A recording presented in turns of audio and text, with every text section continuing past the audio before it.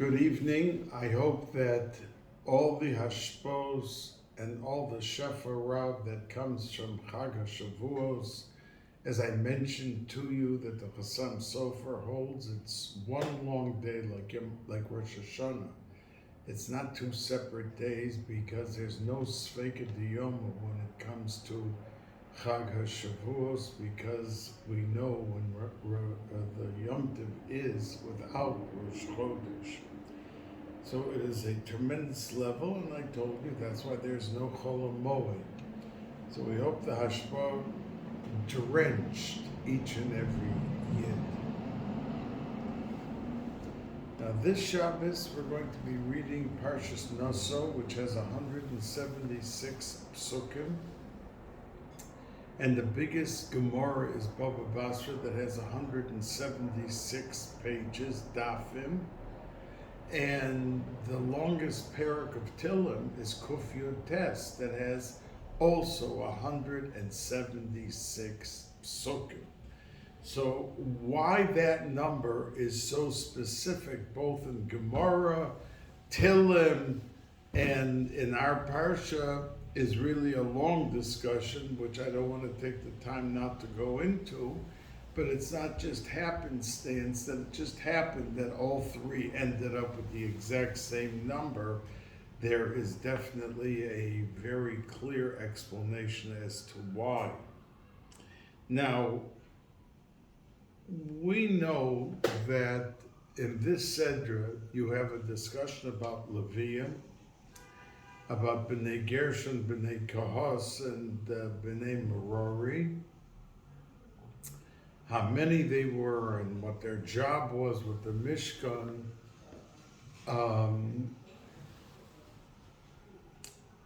Then we go into a parsha about Gezel Hager, which is if somebody goes and steals from a ger, somebody became Jewish, and the man just became a Yid, he went to the mikveh, and he comes out of the mikveh, his wallet is gone. Gezel Hager, and we're going to talk about why it is so secluded and highlighted by Gezel Hager. Then we come to the parsha of Soita and Nozer, then Birchas Kohanim, and then the Sedra concludes by repeating when they dedicated and celebrated the establishment of the Mishkan to become a place for HaKadosh Baruch Hu to rest his Shekhinah, that each Shevet brought a korban in that celebration, and not on the same day. That means 12 days, 12 korbanos, each one in their own distinctive right. So coming back, let's say, to Gezel Hager, the pasuk says, "V'hisvadu es chatosam asher osu v'heishiv es hashomo barosho b'chamishiso Yosef olov." That we learn out that when a person does an aveira, he has to have vidui, confession. I hate to almost use that English word because that's such of a backbone in the Lahavdil Elef Alfei Alofim Catholic Church, this kind of idea of confession. But it's really no comparison, because they wanted, and they still do, that the people should feel that there's God, but there is also a priest. There's someone in between, and that when a person wants to participate after having done a sin or something else, they wanted to force him to go to the priest and to admit what he did and to say this and say that. We don't have any such thing in Yiddishkeit. That we have our own distinct yachas and closeness with HaKadosh Baruch Hu. And that's why there's so many sensitive halachas that when we, let's say Shemona Esrei, Kriya Shema is a Dioraisa. Shemona Esrei, even though it's the Olam Atzilus, it's a Dorabona. So it's a lesser level than Kriya Shema. Yet, if a king passes by and says hello to the person, then he's allowed to answer and respond. Some people that are not at the level of a king, it's a lesser type of response without speaking out.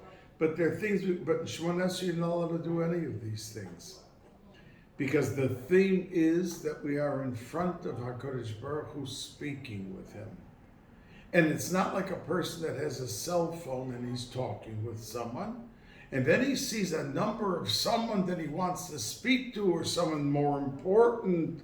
Could you just wait 2 minutes? I'll be right back. I must take this. So we can't do that to HaKadosh Baruch Hu. That wait 2 minutes, that we want to wave to someone or do something that you're really not allowed to. I mean, the Mishnah says that you're not allowed to move in Shemona Esrei. Even if a snake comes around your foot, you're not allowed to move with that. Now, there are things that we are allowed to move.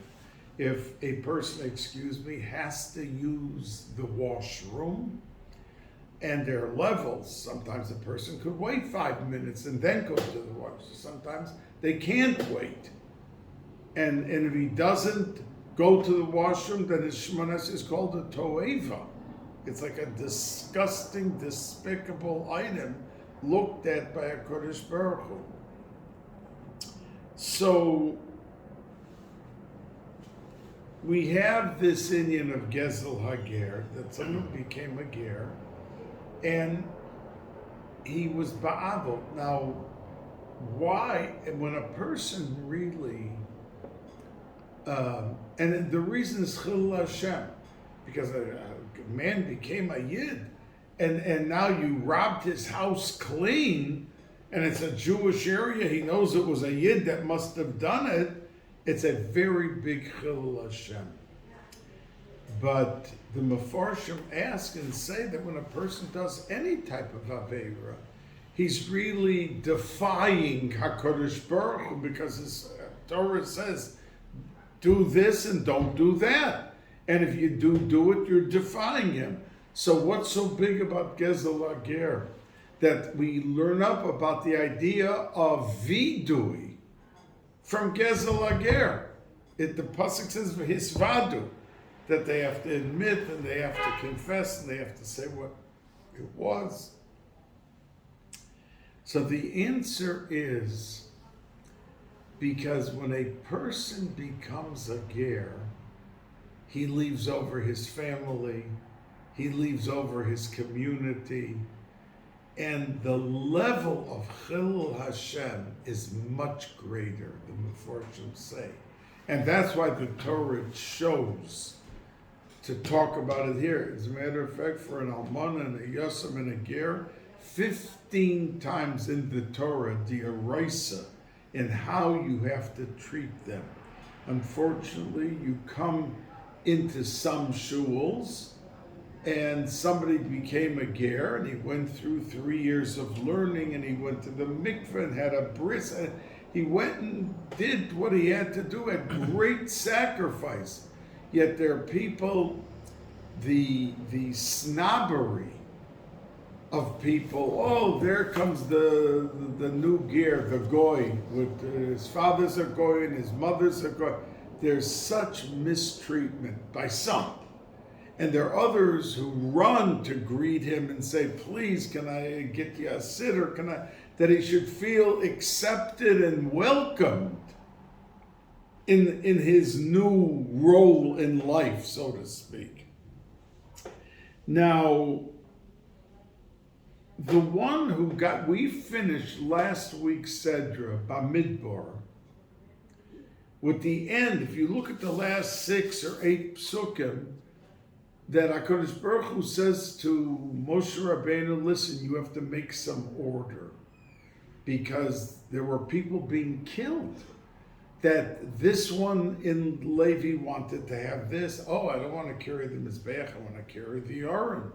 and there was actual fighting. And the pasuk says, "Al tachrisu es b'nei Yaakov," that they're being cut off, they're dying, they're machloikis, there's everything all over who should get what. So make rotation, do something that will calm everyone down, and that they'll be able to do what they have to do without all this machloikis. So when we come into Naso, and it speaks about the Bnei Kahos that they had, v'livnei Kahos lo nosen ki avodas hakodesh aleim bakosef yisau, that there is so much covet and honor given to the Bnei Kahos, more so than the Bnei Gershon and Bnei Merari. And Gershon was the oldest.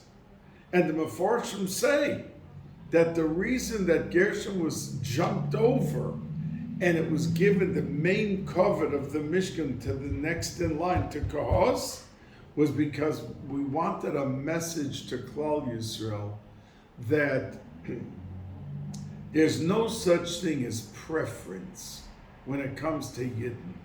When we have to do something and we're given the schos, we can't turn and say, well, really, I shouldn't do it because there's somebody else who's bigger and better. If min hashemayim, something fell into their lap and you see the hashgacha in the entire item, so don't come back with priority or seniority or age or wealth or power or strength. But the hashgacha teaches us that we have equal access. And it could be like David HaMelech was of the youngest, and he was the one chosen to be the next Melech of Yisrael. No one thought it was going to be him. So Kahos got this tremendous honor, and Gershon got other honors, and so did the Bnei Merari, but secondary. Now, the idea that there is no monopoly to any given chelik of Klal Yisrael, like we know the Gemara says, that if someone is a Kohen Gadol, but he's an Am Haaretz, in the second Bais HaMikdash, a lot of the people who became Kohanim Gedolim, there was bribery involved. And that's why we went through so many of different people who became Kohanim Gedolim because they used to die by the first Yom Kippur. So it brings to mind that we have Birchas Kohanim, which I'm going to discuss, but we know that before Birchas Kohanim, the Levian washed the hands of the Kohanim. Sometimes there's only one Kohen, there's three Levian, all three Levian hold on to the cup. Why do we take a Levi to wash their hands? Because we want to be moited. The Kohen is kadosh, is holy. You know, if you're sitting at a table and there's a Kohen there and you take the seltzer and pour him the cup, according to most, not everyone, but according to most, that, because some hold that it's only in Dvarim Shebekdusha, and pouring seltzer is a nice thing, it's a kind act, it's a chesed, but that's not part of Kedusha and Avoida and of the Kohen. But many hold that when you do anything for a Kohen, you're Makayim, the mitzvah aseh d'oraisa of V'kidashto. Now what, and the Levian are also at a higher status, they're Levian. And they do things in the Bais HaMikdash that no Yisrael, no matter how big he was or whatever he was, could they do it. Now, what happens if there's no Levi and there's 3 Kohanim and someone has to wash their hands? So in many Kehilas, they take the Bechor. Anyone who is a Yisrael and a Bechor, because a Bechor is a higher status. But some of the Rishonim say to the other Rishonim who said this, that you take the Bechor if there's no Levi, because there is a higher status at least to him. But we know that the halacha tained back the others, that if someone is born and he is a Bechor, we have to take off that Kedushas Bechor from, and that's why we have a Pidyon Haben. We are pointed. What happens if a child never had a Pidyon Haben? You're not allowed to ask him to do anything, to bring you a paper clip. You're not allowed to ask him to open the door for you. He remains a Kadosh. It was never taken off as Kedusha. But Taina, these Rishonim, excuse me, that once a Kohen has a Pidyon Haben, or an animal, which is a Bechor, and you count 10, and the 10th one you take off the Kedusha's Bechor, the Kedusha goes off. So why are you saying if there's no Levi to wash the hand of the Kohen, that we would take a Bechor, and there are many shuls who do this, by the way, because there are opinions, that still they were born with extra Kedusha, so they're higher than a regular Yisrael. But the others, once he has the Pidyon Haben, there's no Kedusha on him anymore. It's been removed. You can ask him to cease, and that's the reason one time I was in a store and I was buying a suit, and I heard someone call the person who was fitting my cuffs of the pants, Mr. Rappaport. So I heard the name Rappaport, and we know that Rappaport is considered the biggest miyuchosim of Kohanim today. And there are many with the last name Rappaport who are Kohanim, are called worldwide. Like one Kohen told me, who lives here in Borough Park, that he's called from Guatemala and Venezuela, all over, to come to be the Kohen by a Pidyon Haben, because the surest Kohen that has the strongest chazaka, that he's a muchzik, that he's a Kohen, is a Kohen with the last name Rappaport. So when this man was doing my cuffs, and I heard somebody call him Rapper, I said to him, "Are you a Kohen?" So he said, "Yes." So I said, "Stop doing my pants. I don't want to use you as a Kohen because you have Kedusha, and I don't want you to service me." And he said indeed that many times people go through the telephone book, and he said that many times he was invited to be the Kohen at a Pidyon Haben, and he asked the people, how did they get to him? Why did they call him? So they answered, we just took a telephone book, and anyone with the Rappaport, we went down the list, and we asked the person, "Hello, Mr. Rabbi, are you a Kohen?" And if he said yes, so he said that's how they got to him many times, and he went to strange places to do a Pidyon Haben. But, so the idea of passing over a Bechor by jumping over Gershon and coming to Kahos, that we have to become aware of the fact that there is important status, but not in Avodas Hashem.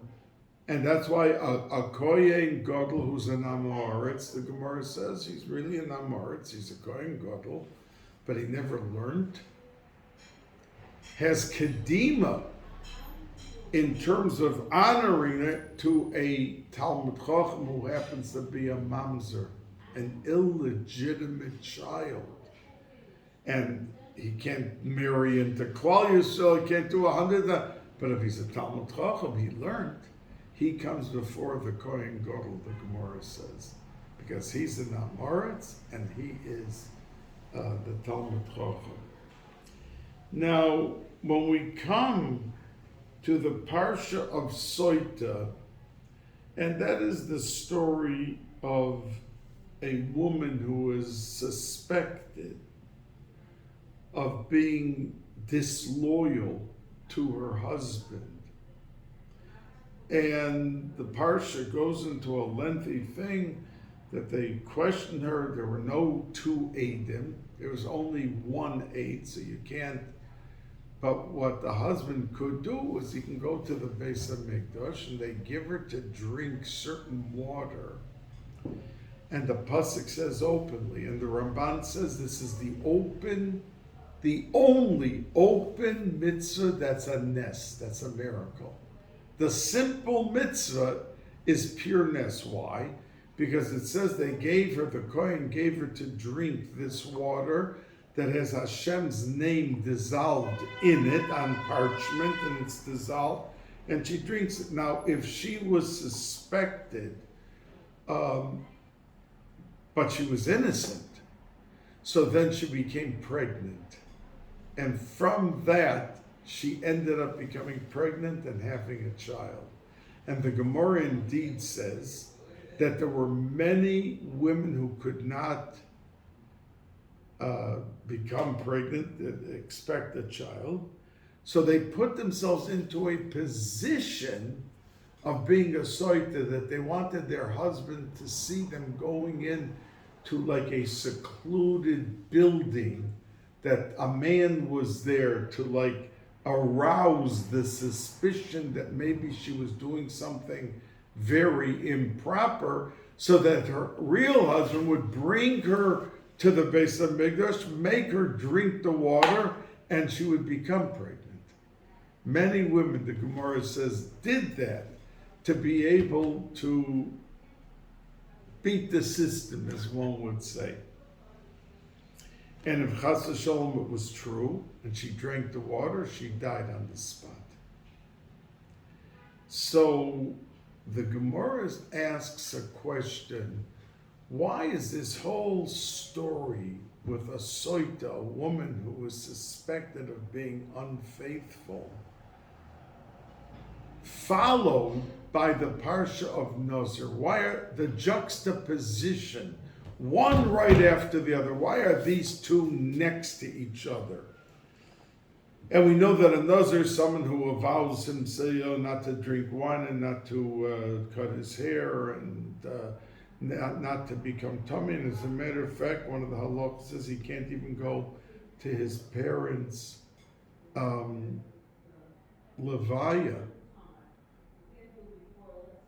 And most Kohanim could, to the parents and the sister and brother, whatever, because they say that a Kohen became a Kohen and is holy not by anything that he did. He was just born into a family that the father was a Kohen.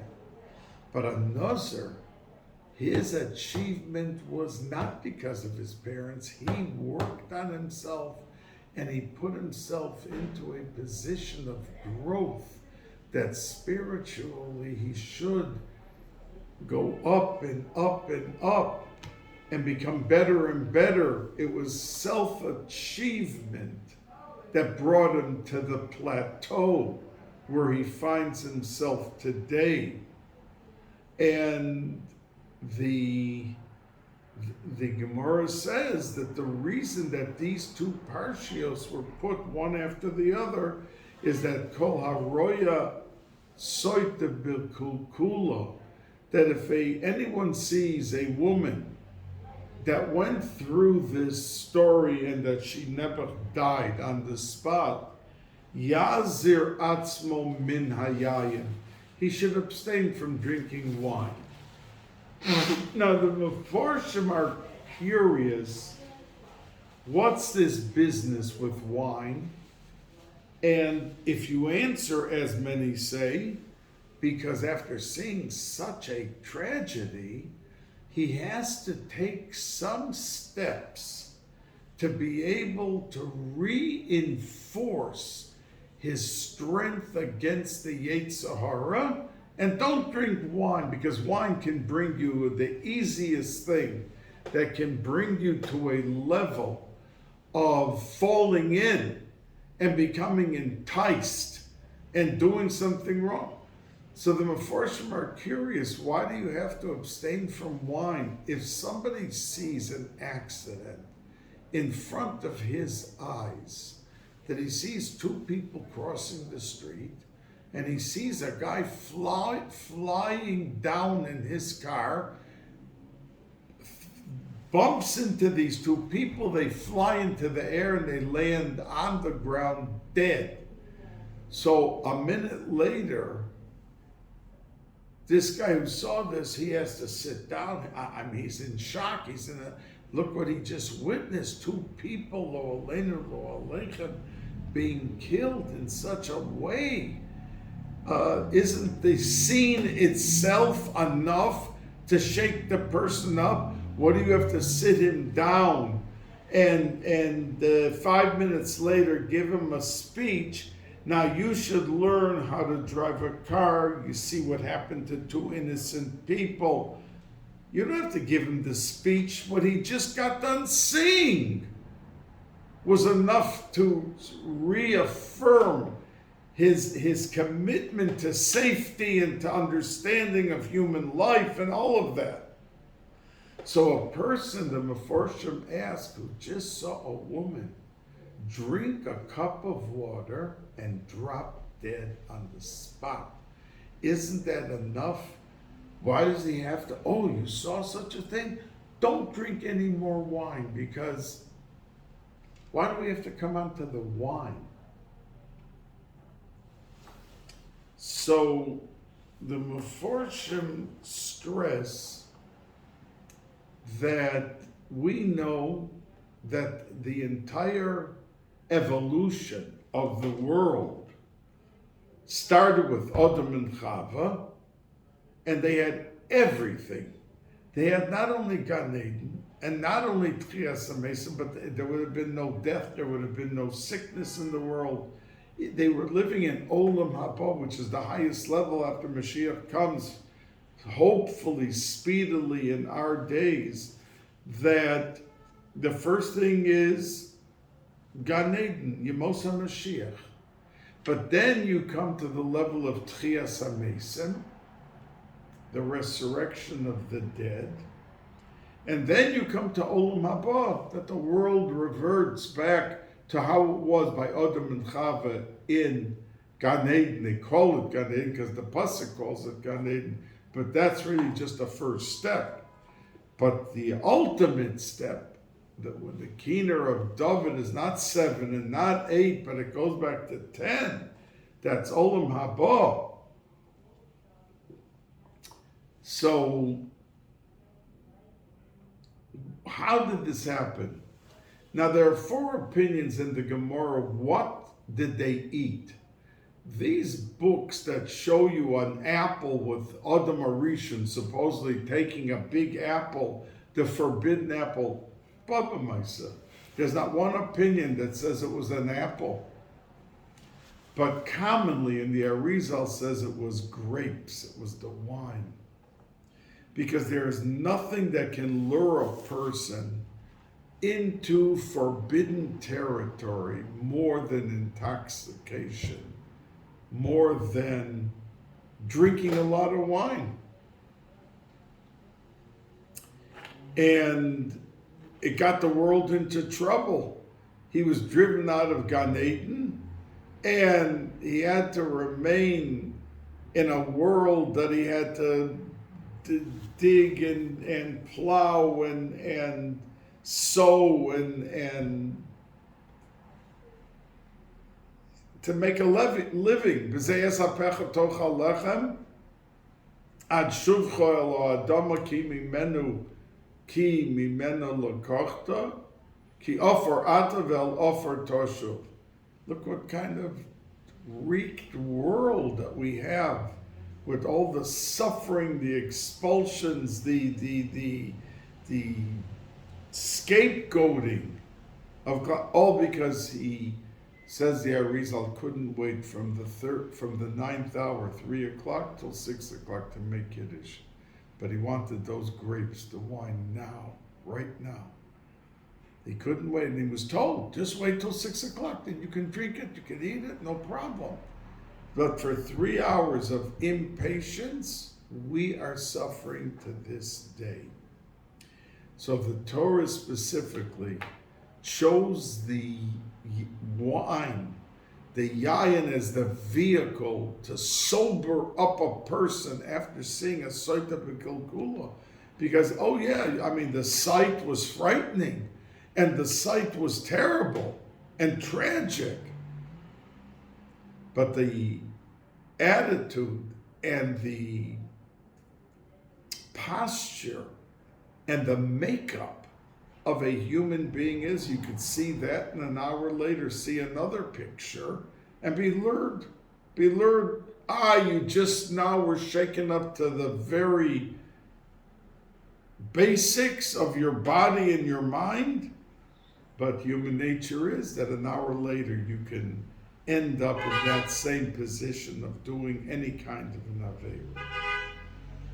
So therefore it was the specific wine that Yazir Atzmo Min Hayayin, Chazal said, because we live through a lot of tragedies that we see and we hear about, but the fortification of protection and the shield of holding us into a posture of where we belong and what we should do, the wine specifically can be the item that can save us when we abstain from the wine. And it means specifically wine, but I would tell a person in general, be very moderate and careful not to drink and not to this, not to that, because it can lead to all sorts of non-good. You see how many people, there's a kahila, which I don't want to mention, that there's a lot of drinking that takes place.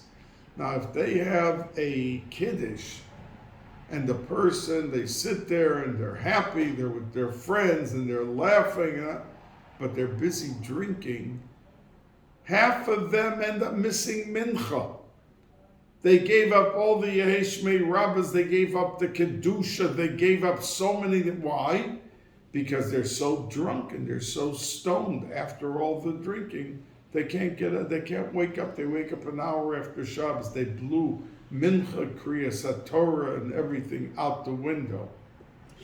So we have to be aware of the negative effects that come back to haunt us, and we pay a very, very big price for it. Now, when we come to the inyan of Birchas Koyanim, and the Kedusha is so, I did mention in a shir a number of months ago, but I'll very briefly touch on it, that the power of Birchas Koyanim, and that's why there's even a shaila, and you have to be opposite the Koyanim, Omer Lohem, that you have to speak to them. So if a guy, the Kohanim are here, and a guy's in the corner, in the room, but in the corner of a shul, not in front of the guy. There's even a shaila discussed, if he's in the middle of Shemona Esrei, should he walk out and go stand in front of the Kohen because he's missing the whole opportunity of Birchas Kohanim? We pass it anyway that he should not move from Shemona Esrei. But what about, instead of dreaming about the next stock that he's going to buy, so he blew the whole opportunity of Birchas Kohanim because he was busy in the corner thinking about something else. And then they started Birchas Kohanim, so he couldn't move. But had he given thought and heed to the priceless gem and the dynamics of Birchas Kohanim, he wouldn't have been daydreaming. he would have run. I mean, if the plane's leaving and they announced last boarding for this flight, is the guy just going to continue sitting there and daydreaming? And they closed the door, and the guy said, well, I had to take the plane. Well, too bad. You'll have to take another plane in 3 hours from now. So to miss that golden opportunity, we have to realize the severity and how important it is. Now, it was Rabbi Yehuda Chassid, I told you then, and I'm saying it to you now, who was a friend. He lived at the time of the Balei Toisus, the grandsons of Rashi, who lived like 1,000 years ago. And he said, and he was so high that his own friends, the Balei Toisus, said that he was a neshama from the Tekufa of Tanoim.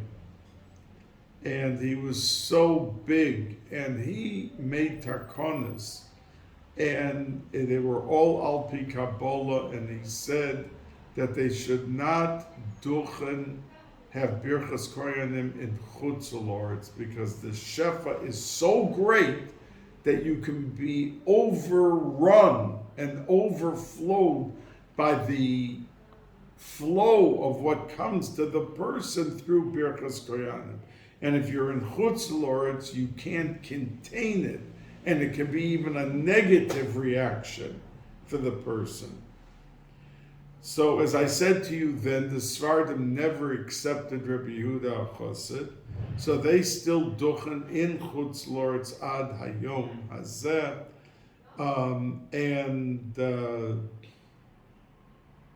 there's so many of hundreds of shilas if a person lives in Eretz Yisrael and he came for a visit to chutz la'aretz.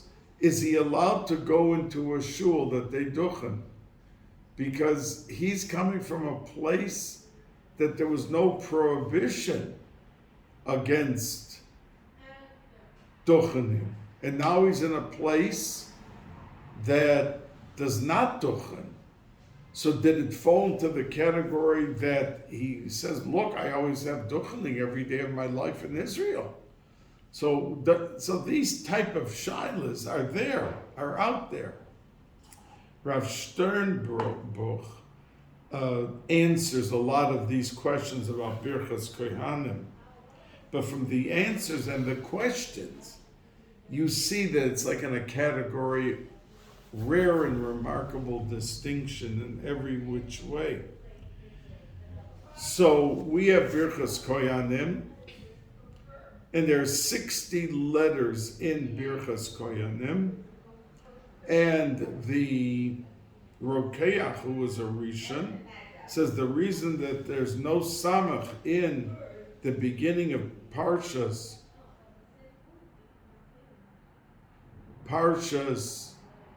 Bechukosai, there's no samach in all those psukim, not one samach, because there's 60 letters in Birchas Kohanim, and that what's about to be read is exempt from Birchas Kohanim. It has a level of bracha that the person gets, and even if Chas v'Sholom he has something to do with the tochacha, and he falls into one of those categories, but the Birchas Kohanim up to a certain point will protect him. And that's why there's no samach, because samach represents Birchas Kohanim, because there's 60 letters in the 3 psukim of Birchas Kohanim. Now, we know that the Vilna Gaon wanted to reinstate, because he lived 700 years after Rabbi Yehuda Chassid, and he ended up in jail the night before they arrested him, and they held him in jail for 12 days. And he said, because when he came out, Rebbe, how could they allow from Shamayim such a thing to happen to you? He said, because I started up with Rabbi Yehuda HaChassid. And when he was nifter, and his Talmud, Reb Chaim Volozhiner, went back to Volozhin and said, my Rebbe was only speaking about Vilna, but I'm in Volozhin, so we're going to do Birchas Kohanim. 14 of the 28 Batei Midrashim burned to the ground. And he said, we got the message. and they never tried to do it again. So we see that there is a lot to Birchas Kohanim, and there's the discussion about Birchas Kohanim. If a Kohen has laryngitis, that according to many he's not, because it says there's a chiyuv of Bekol Ram. So even if he's saying the Birchas Kohanim together with 20 other grams, so there is a loud voice, but it's not his voice. And his voice, he has personally a requirement of having a voice that could be heard loudly. And since he has laryngitis, he can't most hold. He cannot go up to Dochen, because first of all, he's making a bracha b'shemu malchus, and he can't do what, there may be 3 people standing directly across from him thinking they're getting the bracha from him when it's not effective, because he has laryngitis and he's not in the category of kol ram, the loud voice. So I just throw that out to show you that it's so fine, it's so delicate, the Birchas Kohanim, and every aspect of it. Now, we know that every Shevet brought a korban each day in Chodesh Nisan to celebrate and dedicate the Mishkan. The 7th day came out Shabbos, and that was Shevet Ephraim. Now, Ephraim came from Yosef. And the question is that these korbanos, even though it was a whole shevet, it had a din, a halacha of a korban yochid. Because it wasn't the whole Klal Yisrael like you do, let's say, the korban Tamid Shel Shachar, Tamid Shel, it was for everybody. That's a korban sibor. But for one shevet, that was considered in the category of a korban yochid. So what was that korban yochid? We can't be makriv on Shabbos. So how did Shevet Ephraim bring their gift of the special korban for their shevet on Shabbos if it was a korban yochid? So the Meforshim answer that the Yalkut Shimoni says this, that the day that Yosef came to the house of Ashes Potiphar, and it says to do his work. So and then she was trying to seduce him and to get him to do the wrong thing. So the Yalkut Shimoni says that it was the schus of, it was Shabbos. When he came to do his work, Yalkut Shimoni says means to learn and to do the things on Shabbos that he did every Shabbos. He wasn't the Machal Shabbos, Yosef HaTzadik. And it was on Shabbos. And that's when she tried to seduce him, and he didn't fall in. So the fact that he had the Schus HaTorah, the things, the Megillas that they had, and different things that they learned on Shabbos, that his son, Shevet Ephraim, his descendants, had the gift of Shabbos because of the schus hanging over that Shevet, because of what Yosef did and didn't do on Shabbos. And that's how we're allowed to bring even a korban yochid, like Shevet Ephraim brought. Now, these korbanos, in the Medrash, it's discussed from one end to the opposite. One opinion in the Medrash is that all of the brothers brought exactly the same korban, and Baruch Kocham, through Ruach HaKodesh, they didn't discuss it. They didn't decide that we're all going to bring the same thing, but they were masig what type of a korban is going to bring a nachas ruach. And they brought X, Y, and Z, and they were all masig and decided in their own shevet what they're going to bring, and it came out that it was exactly the same thing for all 12 Shvatim. It's one opinion.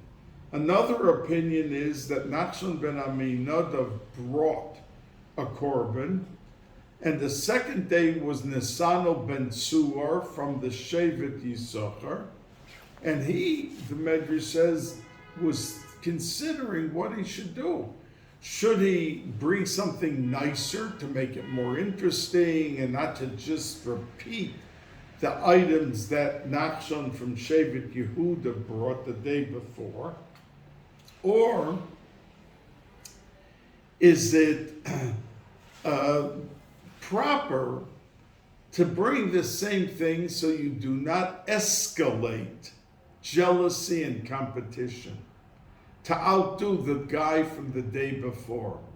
Now, if you look at the psukim, it begins Korbono, Kares Kesef Achaz, Shaloshim Umeyo, and it goes like that for every single Shevet and every Korban. But there's one exception. Shevet Yisachar, the second day, it doesn't say Korbono, it says Hikriv as Korbono. Hikriv is causative. That means he caused the others to bring their korban. What does that mean? That when he decided, you know what, I'm just going to bring the same thing that Yehuda brought, exactly, to eliminate any competition whatsoever.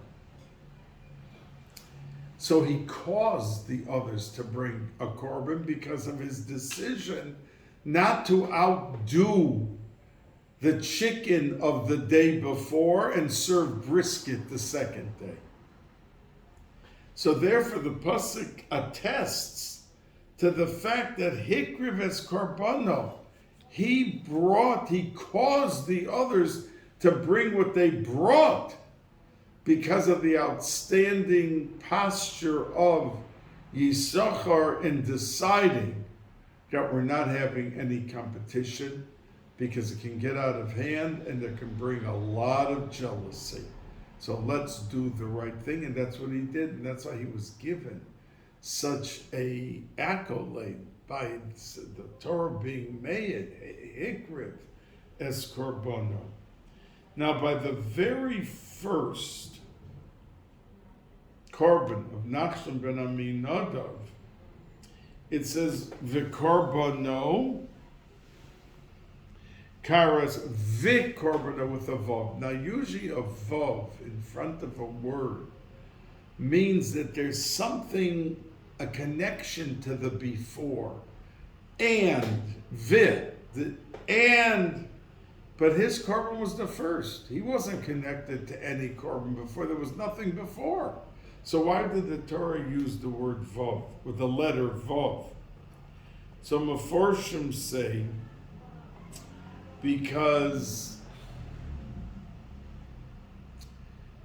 when a person does something a first time, let's say there's 10 speeches at a dinner or a graduation, but he's the first to speak, there is a level or a layer of possible conceit that he's being standing center stage. Not the 7th one, not the 9th one, not the 10th one, but he's the first. So the Torah wanted to be made that when Nachshon ben Aminadav stepped forward to bring the korban, he acted as if he was the 10th. V'korbono, and, as if he was and.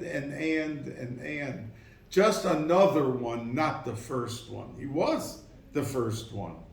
But it came with no baggage of conceit, no baggage of that unbelievable level of gaiva that can come when you're listed as number 1 out of the 12.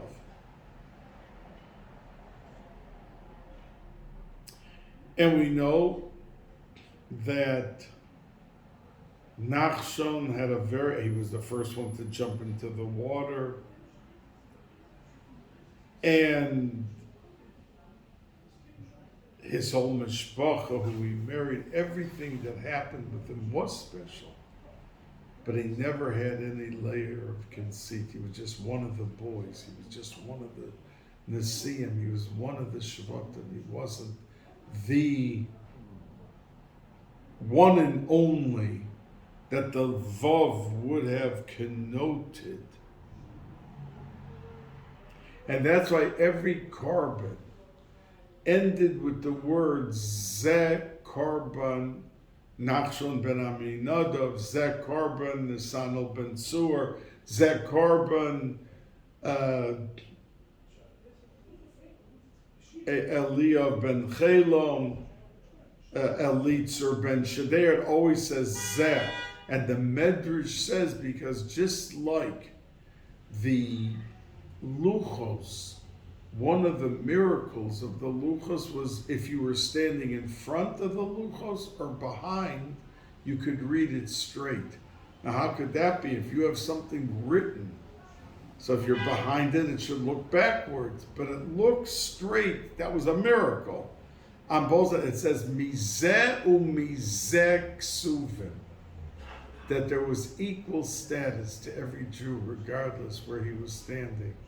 And that's why the korbanos by the Chanukas HaMishkan ended with the word Zeh korban of this one, Zeh korban of that one, to tell you that it was like Mizeh u'mizeh ksuvim, that it was something that everyone felt part of the klal and that there was no uniqueness to them. They were doing something, and so was everybody else. So was everybody else. So there was not that uniqueness above and beyond, and that's why the word Zeh, and the Medrash compares the word Zeh to Zakei Livyanveu and to the Mizeh u'mizeh hein Kesuvim. So we conclude the Sedra with the concept of